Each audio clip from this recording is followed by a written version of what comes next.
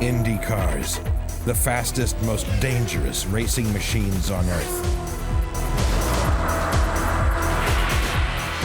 GT sports cars, the fastest, most expensive road cars. These two extreme forms of racing are designed to push man and machine to the limits and beyond. These high-performance monsters are built for just one purpose: to beat the opposition.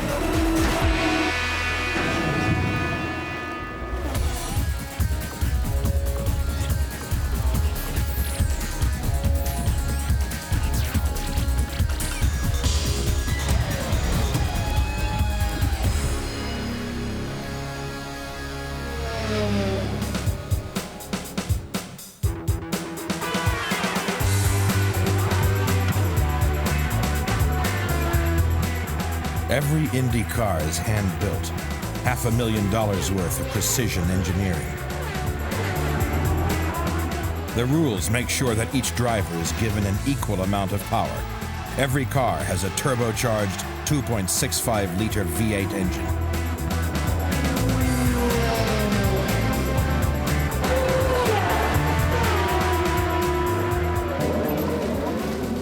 We will follow two top young drivers from the Tasman IndyCar team, competing in the fastest race in the world, the Michigan 500. It's a race that will give one of these drivers the greatest triumph of his career.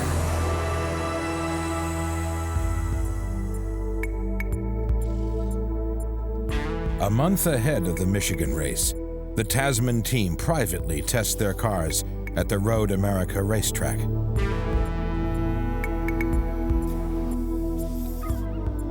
The team's two drivers are Brazilian André Ribeiro and Mexican Adrian Fernandez.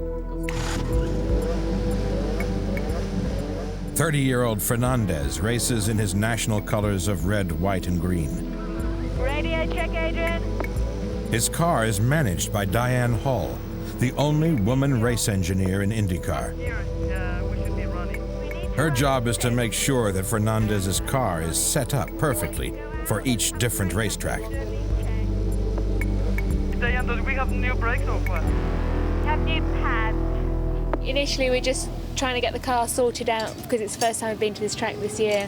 And from there on in, we'll start doing some suspension changes. We've got a few different geometries we want to try. Initially, it's just settle Adrian down, get a feel for the track. It costs $7 million a year just to keep Fernandez's car on the road. He's in control of a 900 horsepower, 250-mile-an-hour missile, capable of accelerating from 0 to 100 in 3 seconds. That's 4 times faster than a high-performance sports car. And his brakes can slow him down from 180 to 80 miles an hour in less than 2 seconds. Fernandez is one of Mexico's greatest sports heroes. He started racing motorbikes when he was only 8 years old. He graduated to IndyCar in 1994, winning his first race in Toronto 2 years later. The challenge of driving a racing car is the speed, the G-forces that you generate while cornering, braking, accelerating. I don't think there is anything like this.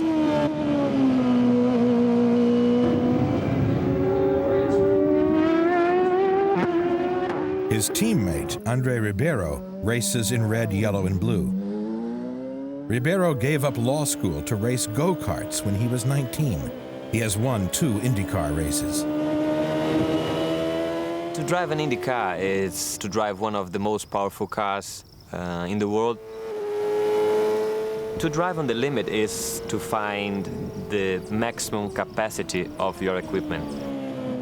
This is everything: tires, car, chassis, engine, and also yourself. So you explore this corner by corner, lap by lap. In testing, the team experiments with the setup of the 2 cars to optimize grip around the corners and top speed down the straights. setup is a delicate balance between the aerodynamic shape, the suspension, and the choice of tires. The setup is different for every track. If the team gets it wrong, their drivers won't be competitive. The mechanics can adjust over 100 different settings on the car. Even a tiny change can affect lap times by a few vital hundredths of a second. It's a process of trial and error. The whole process is not too analytically specific. It's rather crude, really. It's not a true laboratory environment that we deal with.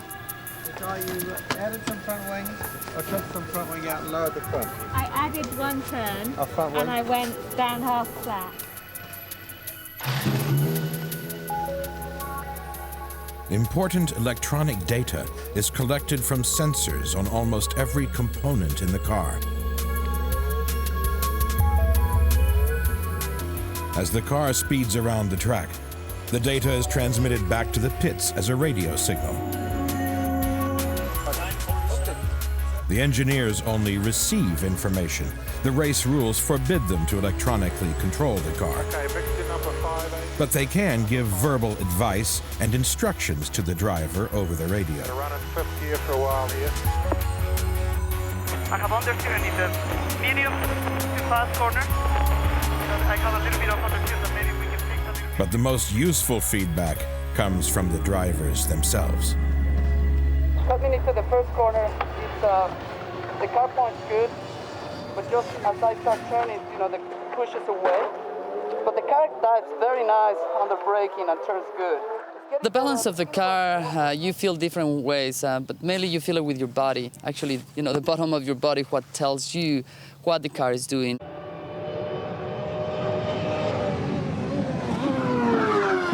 You need to be one thing, machine and driver, one thing. You need to feel like you are part of the car.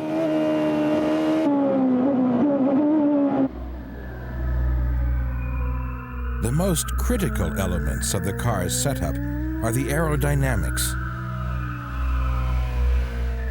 The wings on the front and rear of a racing car are like airplane wings, but they're upside down. Instead of creating lift, they produce the opposite, downforce. Without it, the car would fly off the track. To improve the performance of Ribeiro and Fernandez's cars, new aerodynamic designs are tested in a wind tunnel. The Tasman cars are developed and built by Lola Cars in England. They use scale models with built-in strain gauges to measure the downforce generated by different wing designs. Downforce comes from the front wing, rear wing, and the underbody of the car. So the more downforce we can get, the more that acts on the tyre, the faster you can go around the corner. Aircraft use wings to fly, and we use wings to stick cars to the track. The team makes small changes to the model to try to find more downforce within the allowed limits of wing size. Probably most of the gains nowadays in open-wheel formula are to be had on the front wing and on the underside of the car. But the immense downforce and powerful road grip come at a high cost: drag. Drag slows the car down. It's the friction between the air and the car. The drag on a racing car is probably about the same as that on a 40-ton truck. If you look at the front of a car, it's dominated by the tyres and by the wings. The wheels are a very draggy part of the car. They carry over half the drag of the car. The designer's quest is to improve downforce without increasing drag. To detect any areas with high drag, ultraviolet fluorescent dyes are used to map the airflow across the wings. Flow visualization is very useful for finding whether you have separated flow on wings or areas of the car which are generally carrying more drag than you would otherwise like. You really want these nice striations, good quality parallel flow. The top flow here looks pretty good actually. This area along here is not as good as it could be, so we'll have to try and tidy that up a little bit. But you can see The flow's pretty good. A little nurdle in here. Just sits here and rotates, and that's caused by this corner, and what we've got to try and do is to minimise that, because anything like that will ultimately cause drag on the car. The end result is astounding. These cars produce so much downforce that at 120 miles an hour, they could drive along the top of a tunnel.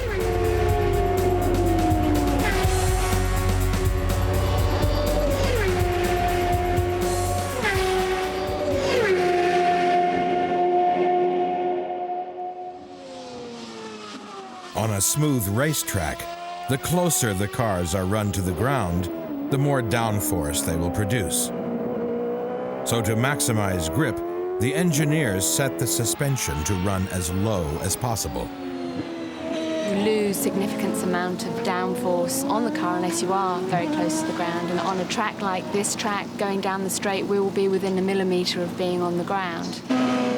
To keep the car within fractions of an inch of the road, race cars use extremely hard springs, front and rear, 10 times harder than a normal passenger car.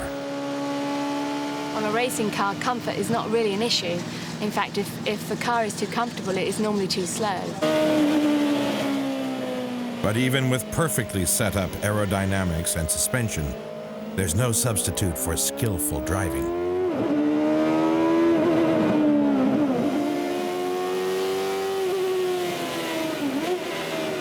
There's a lot of small things that can make you a little bit faster. Where's the right point to brake and to turn? Can you touch the curb or not? Can you go a little bit off track or not? And sometimes a few inches of the track can make you go faster. The fastest way around most corners is to use the full width of the track to reduce the curve. Start wide, cut across the apex, and then wide again. When you go around, first of all, you do the apex. So you cross the corner from one side to the other. You try to cut the angle of the corner a little bit. Different drivers use different techniques to get around the same corner. At turn 5 on this track, Fernandez saves time by braking hard at the last possible moment. You have to approach the corner with a very late braking because it's so slow. The corner is so sharp that there is no way you can put the power so early. Teammate Ribeiro uses a different driving technique. He brakes more gently, 150 yards earlier, and drives around the apex 5 miles an hour faster. Both drivers negotiate the corner in exactly the same overall time. Throughout the IndyCar race season, Fernandez and Ribeiro must adapt their driving techniques to different types of circuits. Bumpy, slippery street circuits, such as Detroit or Toronto. Crowded, short ovals, such as Rio or Loudon.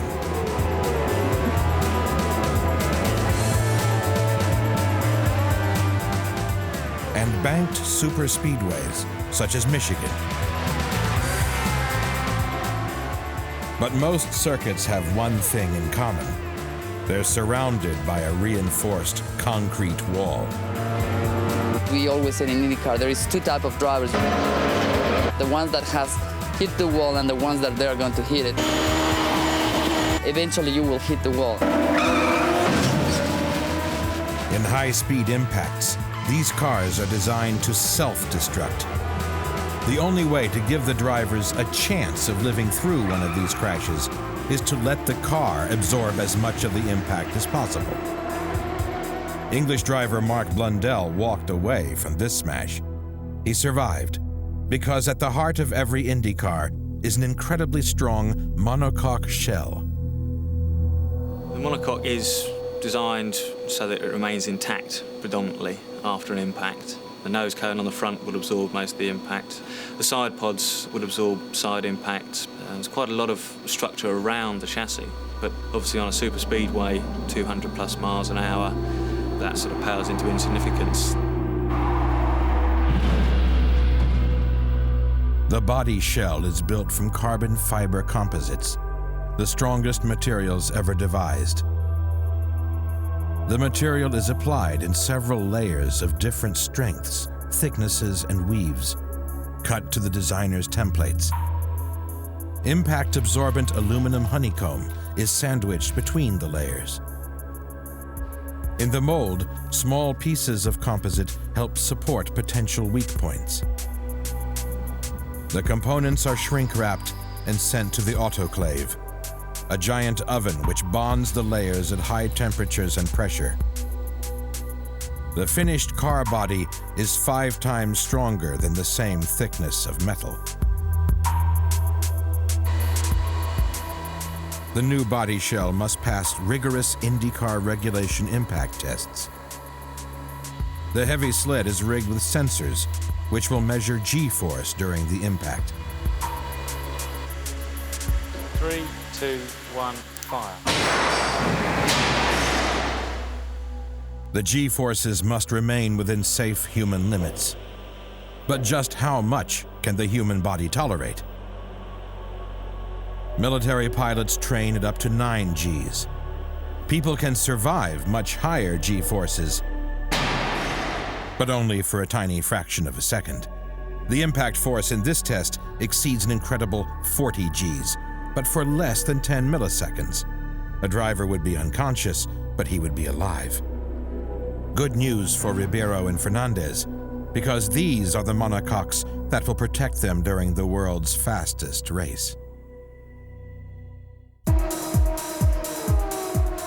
It's 2 days before the Michigan 500, and the time has come for Andre Ribeiro to test his skill and courage on this super speedway. Super speedway is probably the most challenging thing for a racing driver because you go to speeds close to 240, 250 miles an hour. You go to a turn without lifting, so it's full throttle all the time. It's unbelievable. The Michigan International Speedway hosts the fastest race of the IndyCar series.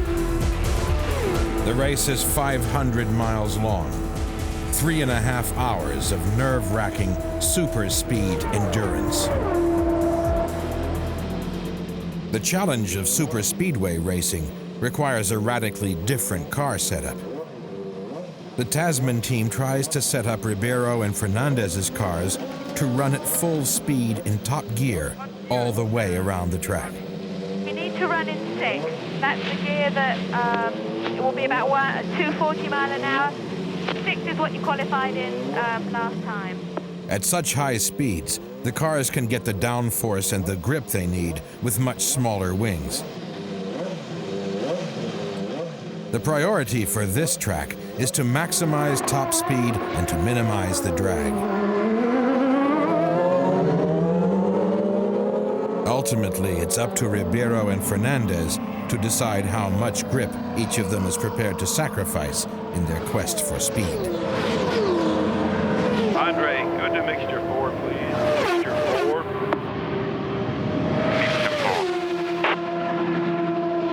It's a compromise at Michigan between having a very, very quick car and a very, very stable car. So you have to make sure that you have the least amount of drag in the car, but the driver still has confidence, still has enough downforce to be able to negotiate the 4 corners. Even with small wings, at over 230 miles an hour, the car punches a massive hole through the air. This can be put to great advantage if you follow in the slipstream of another car. This technique is called drafting, and all the drivers use it to gain a few more miles per hour. If a racing car comes to within 250 to 300 yards behind the car in front, it will pick up basically what is a hole in the air in front, and it pulls it along. And so you can pick up to 8 or 9 miles an hour behind a car in front.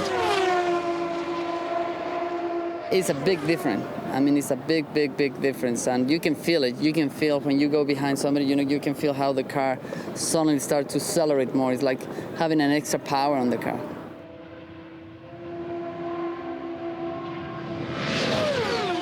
One of the most crucial tactical decisions the team will have to make before the race is whether to use hard or soft tire rubber.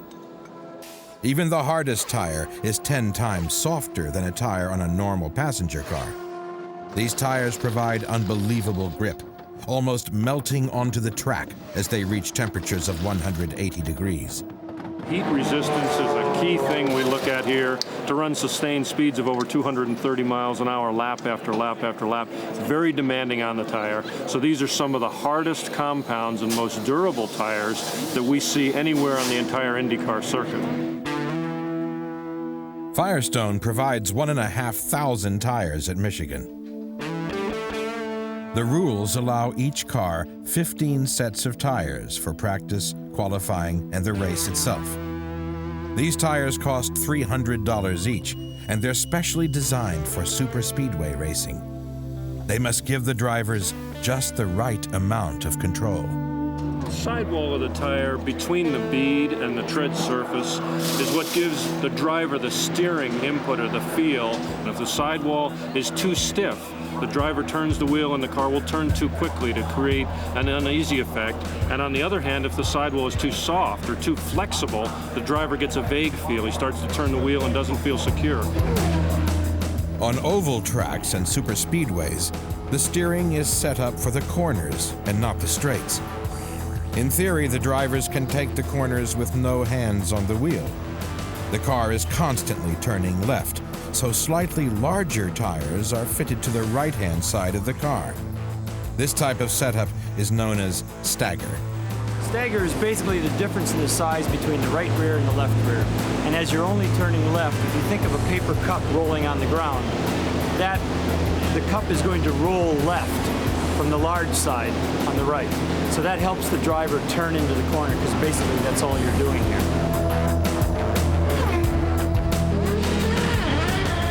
The first day's practice is a success for the Tasman team. Andre Ribeiro sets an unofficial lap record, completing the 2-mile circuit in just 30 seconds with an average speed of 240 miles per hour.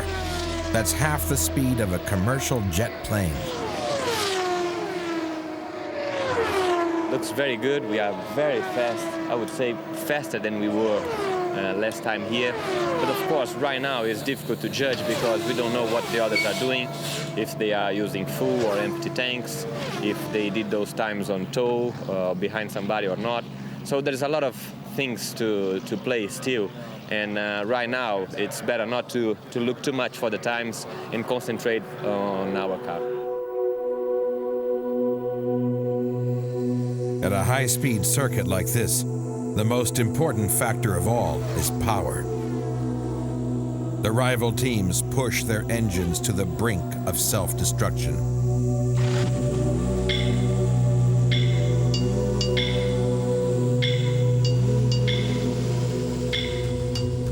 This is the inside of a race engine. The exact figures are closely guarded secrets, but IndyCar engines pound out about 900 horsepower, 9 times more than a similar-sized passenger car engine.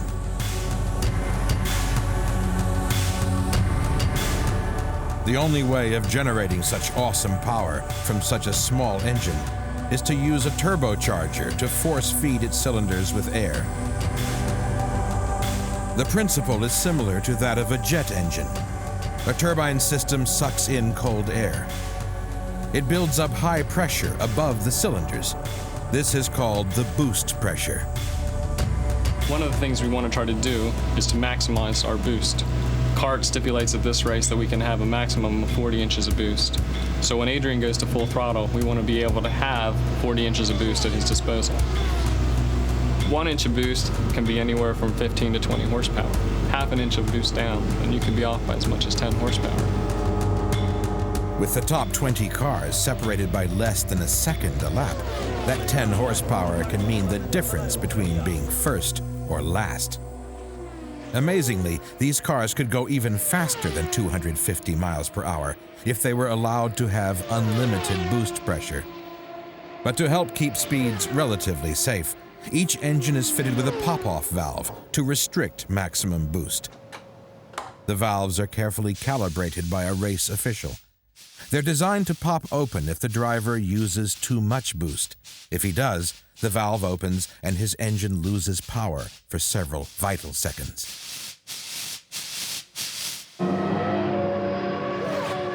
To prevent tampering, the pop-off valves are securely locked away until minutes before each session begins. They're fitted and sealed under the watchful eyes of a race official.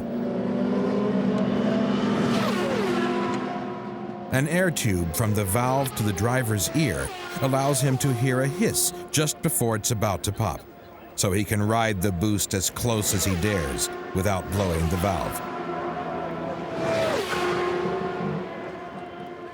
In the all-important qualifying session, Ribeiro races against the clock for 2 laps to determine his starting position on the grid.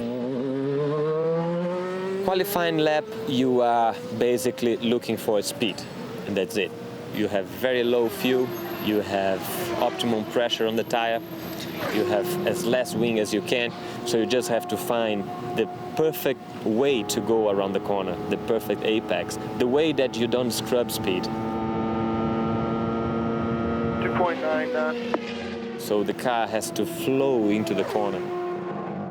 Yeah, 219. Ribeiro is disappointed with his time. A little too much downforce on the car has restricted his speed. The Tasman team reacts by decreasing the downforce on the wings of Fernandez's car. If they set up the car right, Fernandez will be able to go at top speed all the way around the track on his 2 laps. This takes great nerve. Fernandez holds the accelerator down with both feet to make sure that he doesn't slow up. He clocks a very fast time. The car has been consistent, and that's important for us for the race. So I think if we start in the top 2 rows, even the 3rd row, I think we will be in good shape. Fernandez has qualified 5th and Ribeiro 8th. Overnight, the team completely rebuilds both cars for tomorrow's race. These engines are designed to run for just 500 miles. They have to be replaced before every race. No one goes to bed until every tiny detail is ready for the race.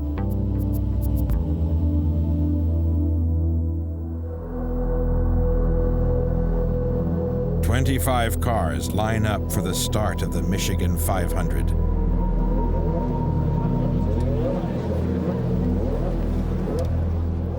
Adrian Fernandez is on the 2nd row.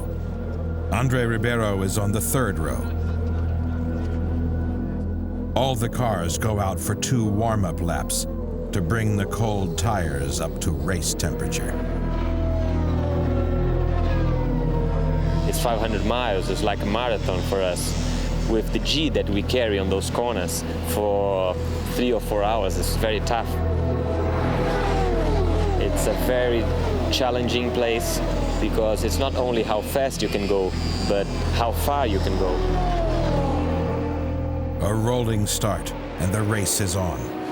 On the very first lap, former IndyCar and Formula One world champion Emerson Fittipaldi hits another car and veers into the wall.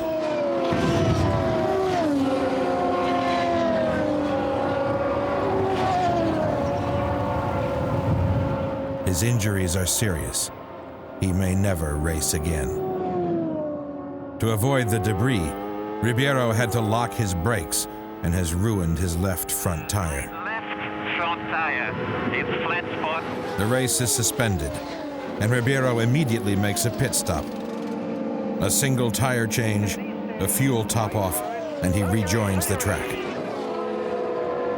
Good call on that left front on right.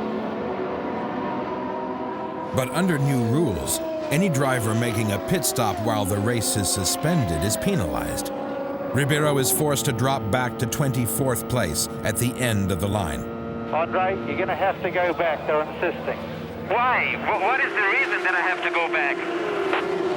Right, now calm down, all right? From here, you know you can win it. After the race resumes, with one of the fastest machines on the track, Ribeiro begins to carve his way back up through the field. But it's vitally important that he doesn't push his car too hard. One of the things I got to do is a bit like a racehorse. I got to slow the guy down, actually. Make sure he doesn't get too excited. You don't have to lead every lap here. It's very, very hard on the engines and the wheel bearings and the transmission because they're running at maximum RPM, maximum speed all the time. So you've got to stay in the hunt, stay in the lead group, but also be able to breathe the equipment, breathe the engine as much as possible. Ribeiro makes excellent progress. After 70 laps, he's fought his way back to 6th place. Both Ribeiro and Fernandez come in together for their second scheduled pit stop. The team adds more downforce to Ribeiro's wings. As well as filling the cars with 40 gallons of fuel and changing the tires, Fernandez makes a critical error. He tries to pull away too quickly on his fresh, cold tires and spins his car.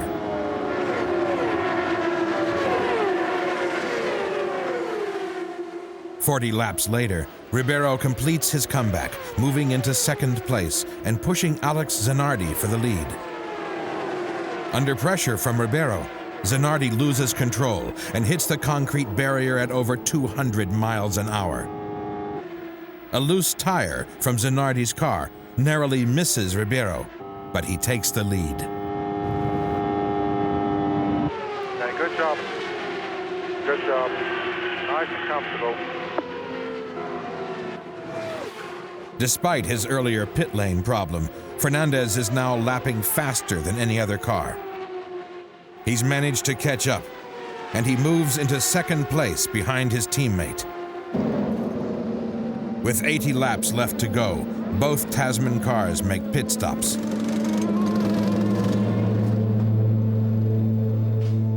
Ribeiro makes a clean getaway, but disaster strikes for Fernandez.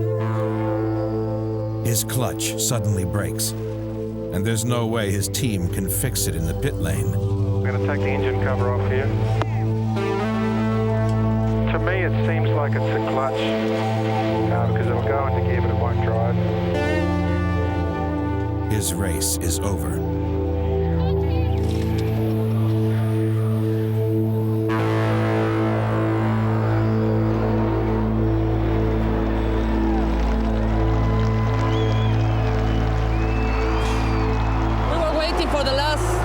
To be able to make an adjustment and really battle for the lead, but we had a problem with the clutch, I believe.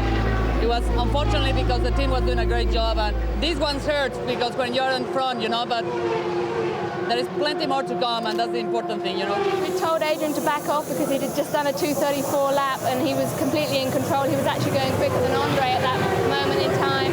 And we wanted to have our drivers basically with 20 laps to go to be able to race. Unfortunately, Adrian's not going to be able to race. That's the luck of the draw.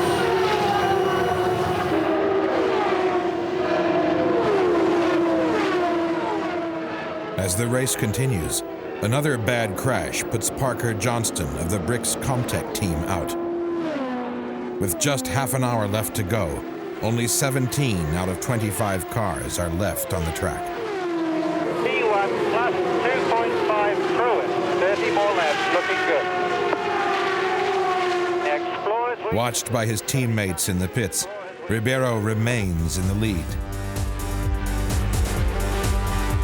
Finally, after 3.5 hours of intense driving, Ribeiro takes the checkered flag. Well done, guys. Good one, Andre. It's his 3rd IndyCar victory. Thank you very much. Andre, awesome. This way. Well, it was tremendous. This is teamwork, and he dropped back to the end of the line with Emerson Fittipaldi's accident when he got a flat-spotted tyre. But he got his way back to the front and some great pit stops by the guys, and really right at the end there was a shootout in the pits between Andre and Scott Pruitt, and our guys won. It was a tough race, but it's an incredible good feeling. It's fantastic.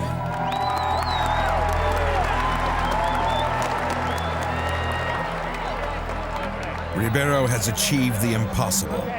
He fought his way back from last position to win the world's fastest race.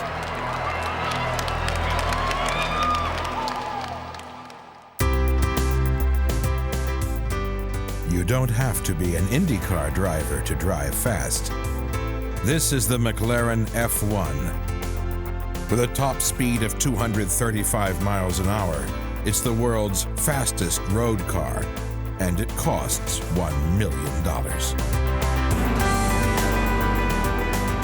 The racing version of the McLaren F1 won the Le Mans 24-hour race at its first attempt.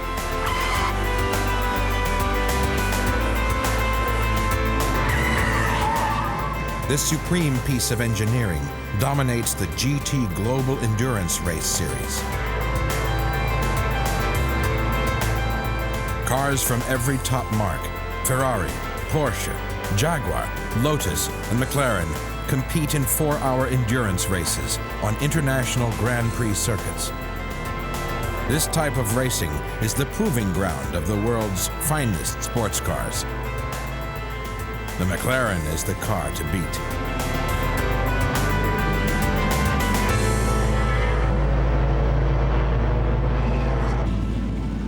This is a crucial race weekend for the Gulf GTC McLaren team at the Andersdorp circuit in Sweden. The two-car team defends a narrow World Championship lead. Can we have 20 litres, please? Straight in, John. It's only a driver change, okay?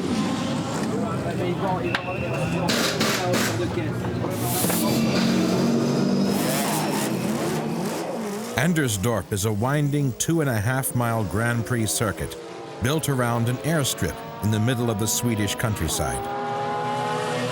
At the end of the main straight, the top cars reach 175 miles per hour with an average lap speed of 100 miles per hour. There are several extremely long, slightly banked corners.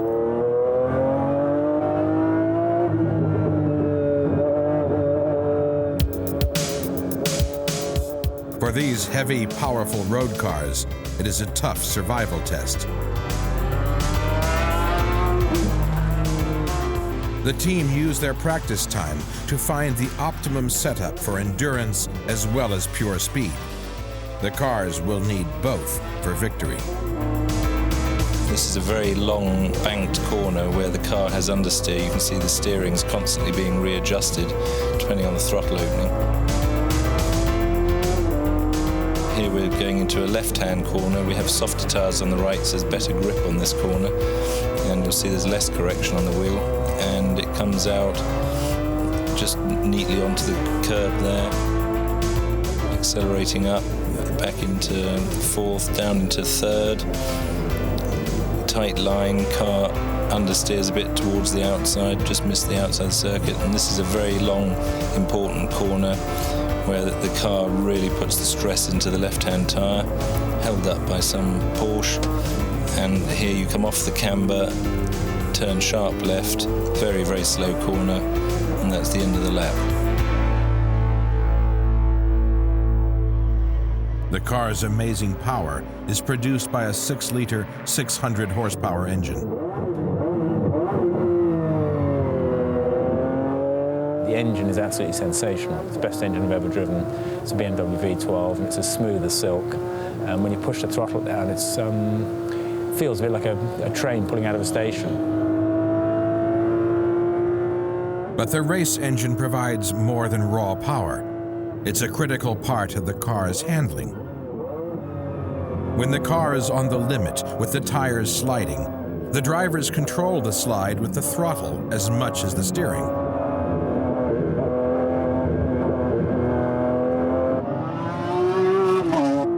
The trade-off for such a powerful, responsive engine is its sheer weight and size. When you get the car sliding, the engine always feels like it's trying to overtake you, and that's the limiting factor as to how hard you can really push. It can accelerate from 0 to 100 in 6 seconds, but it can brake even quicker. At the end of the main straight at Andersdorp, The McLarens decelerate from 175 to 50 miles per hour in 2 seconds, thanks to super-efficient carbon fiber brakes.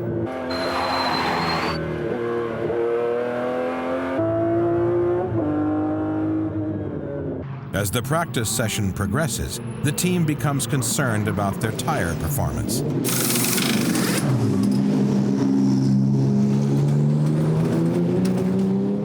The tires are designed to last 40 laps, but are wearing thin after just 10.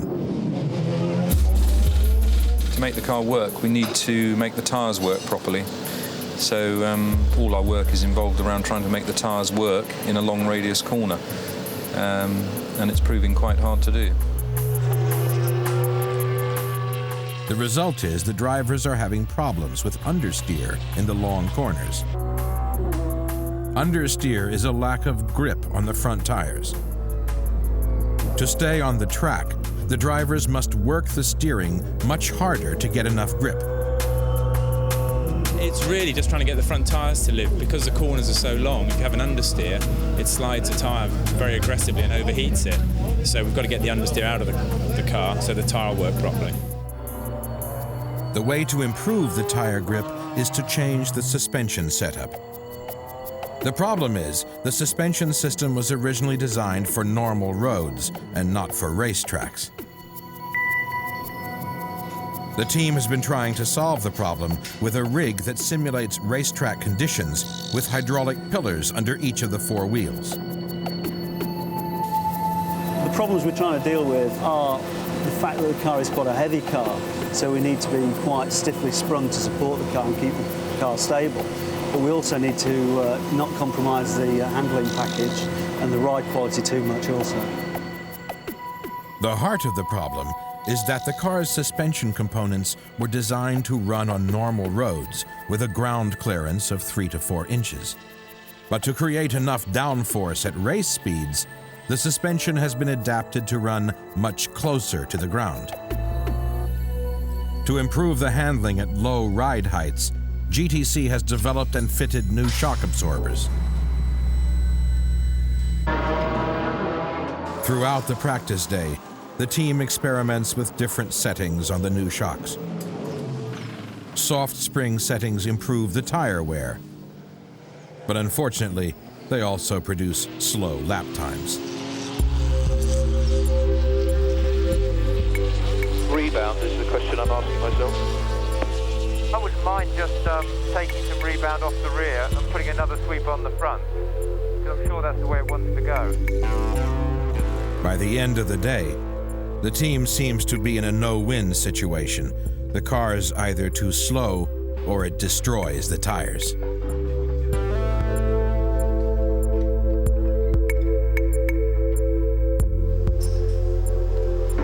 We'd set these shock absorbers up with settings that we thought were going to be correct here. And it seems, unfortunately, we probably didn't get the settings right. For tomorrow, we shall be back on our old shock absorbers with all our sort of known settings.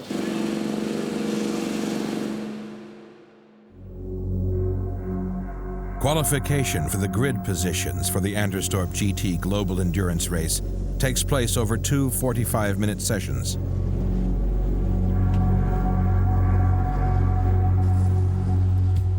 For the first few laps of the day, the drivers warm up on normal race tires.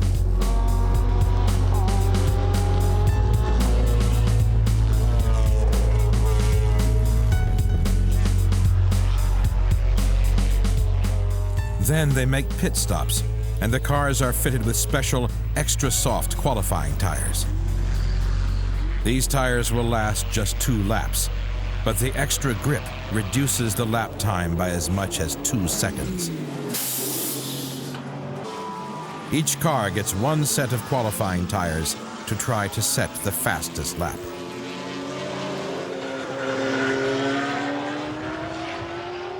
For the drivers, it's a few minutes of intense concentration as they try to force every last scrap of performance out of the car. You've got to be very aggressive to get the car going fast enough, but when you're going, say, within a second of what the car will do, all of a sudden you've got to be very, very smooth.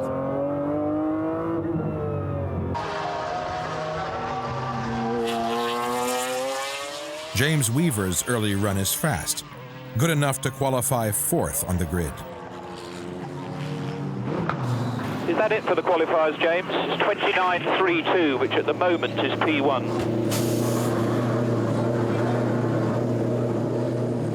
Teammate Pierre-Henri Raffanel finds an extra 0.4 of a second and grabs 2nd place on the grid. Okay, it's a good job, well done. 2 of the Ferraris qualify in pole and 3rd position. They are the McLaren's strongest opponents.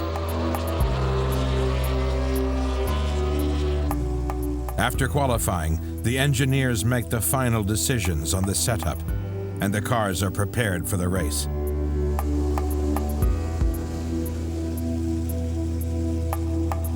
Weaver and Bellum take the opportunity to compare notes on difficult sections of the track. Curve here. I get as close to it as I can. I get to about here and then start trying to work my way down. On old tyres, I can get up to, I can probably get just past the end of this wall before I brake. Bump's least bad here. I go down here. Yeah. Look at this here. There's a hell of a bump there. Yeah, when you hit the first bump, that's where it all locks up, isn't it?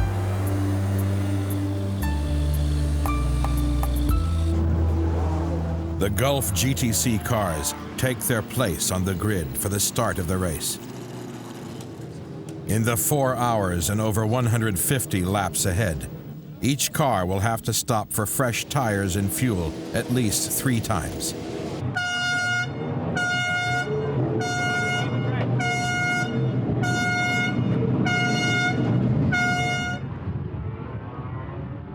Like IndyCar races, it's a rolling start, and the 2 Ferraris lead into the first corner.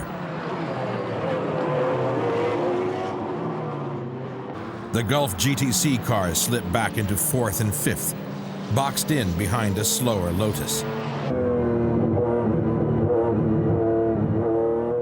In 4th, Raffanel's best chance to pass the Lotus is at the end of the main straight.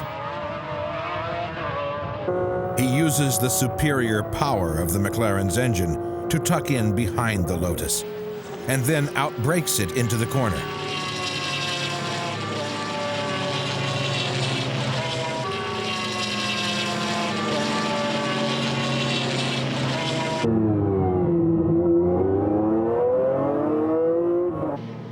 The fuel-hungry Ferraris are first in for pit stops.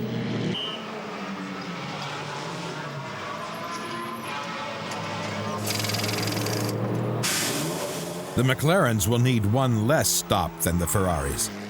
Their first stop comes after 39 laps. With 22 gallons of fuel, a driver change, and a fresh set of tires, a good pit stop here takes 50 seconds.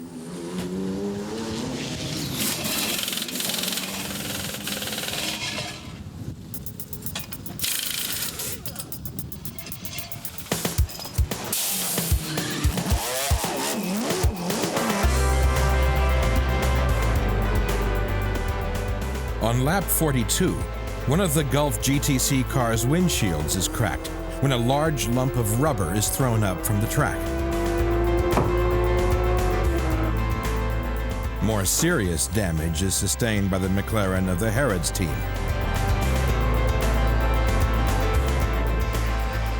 The Harrods car loses 4 laps in the pits, and one of GTC's main rivals is out of contention.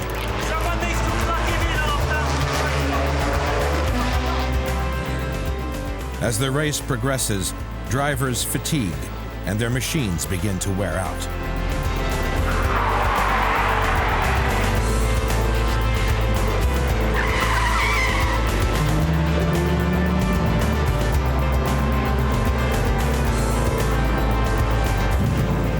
The leading Ferrari drops out. The Gulf GTC cars move up to 2nd and 3rd, and are now challenging the remaining Ferrari for the lead. But the Bellum-Weaver car develops a brake problem, and it drops 3 laps behind as the engineers try to fix the problem in the pits. With 1 hour left, it's up to Raffanel to challenge the Ferrari for victory. He's 1 lap behind, but lapping much faster. 1 lap to Ferrari. Yeah, 1 lap to Ferrari.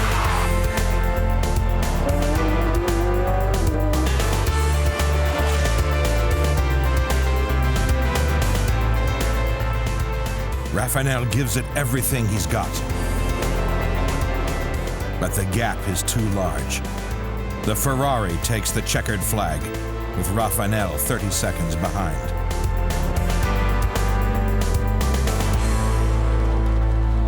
Bloody good drive, well done. Looks pretty good for the points.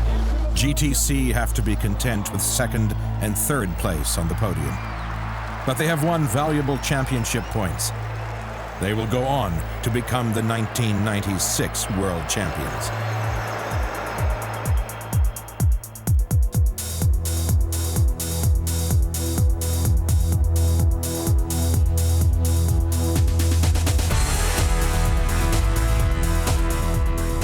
Impossibly fast, incredibly powerful.